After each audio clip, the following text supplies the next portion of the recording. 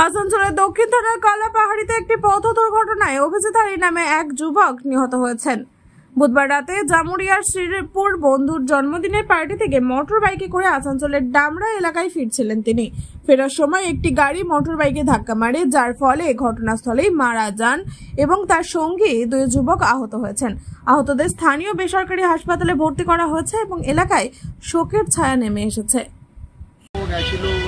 নিজের বন্ধুর বার্থডে পার্টির জন্য ফেরার সময় ও রাস্তায় যখন ক্রসিং করছে কালীপাড়ি, তখন পেছন দিকে এরকম মাতাল মদ খেয়ে ফুল স্পিডে এসে পেছন দিক দিয়ে মেরে দিয়েছে।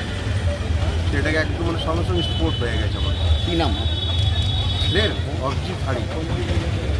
বয়স কত হয় মোটামুটি? বয়স মোটামুটি 30 বয়স। কী চাইছেন আপনি? আমরা চাইছি কি যেন ওর মানে মানে পরিষ্কার বিচার হোক, যেন ওই যে এরকমভাবে ছেলেটাকে আমার এই করেছে, অ্যাক্সিডেন্ট করেছে, ও জেনে বুঝে মেরেছে, রং সাইড থেকে মেরে দিয়েছে।